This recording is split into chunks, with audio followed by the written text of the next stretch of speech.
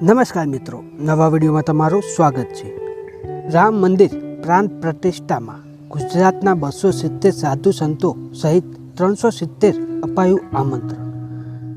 નિયંત્રણ સાથેના વિશિષ્ટ કોડ, આધાર કાર્ડ વેરિફિકેશન બાદ જ આમંત્રિતને પ્રવેશ મળશે। અયોધ્યા ખાતે આગામી 22 જાન્યુઆરીના રામ જન્મભૂમિમાં રામ મંદિરના પ્રાણ પ્રતિષ્ઠા મહોત્સવ ઉપસ્થિત રહેવા ગુજરાતમાંથી કુલ 370 લોકોને આમંત્રણ આપવામાં આવ્યું છે।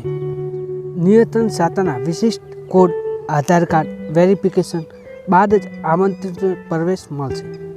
રામ મંદિરના પ્રાણ પ્રતિષ્ઠા મહોત્સવમાં ગુજરાતમાંથી જેમને આમંત્રણ આપવામાં આવ્યું છે તેમાં 270 સંત, 100 મહાનુભાવો અને 10 કાર સેવકના પરિવારોનો સમાવેશ થાય છે। અમદાવાદમાં જમાલપુર સ્થિત જગન્નાથ મંદિર મહંત દિલીપદાસજી મહારાજ તેમજ સ્વામિનારાયણ સંતોને પણ આમંત્રણ અપાયું છે। અયોધ્યામાં રામ મંદિર આંદોલન અને ગોધરા કાંડમાં જીવ ગુમાવનારના કાર સેવક પરિવારના સદસ્યો આંતરરાષ્ટ્રીય હિન્દુ પરિષદના સ્થાપક પણ આમંત્રણમાં અપાયા છે। આમંત્રિત અતિથિઓને પોતાનો આધાર કાર્ડ દ્વારા વેરિફિકેશન કરાવવું ફરજિયાત છે। સુરક્ષાના કારણે માત્ર નિયંત્રણ સાથે રાખવામાં આવેલ વિશેષ નંબર કોડ ધરાવતા લોકોને જ સમારોહ પ્રવેશની પરવાનગી આપવામાં આવશે। આમંત્રિત અતિથિઓને પોતાના આધાર કાર્ડ દ્વારા વેરિફિકેશન કરાવવું પડશે અને આ પછી જ પ્રવેશ મળશે।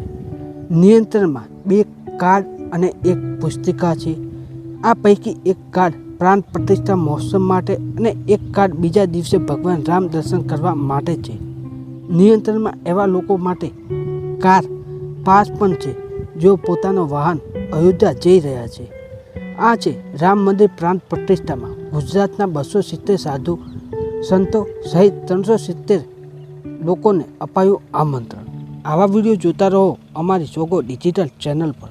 લાઈક, સબસ્ક્રાઈબ કરો અને જોતા રહો।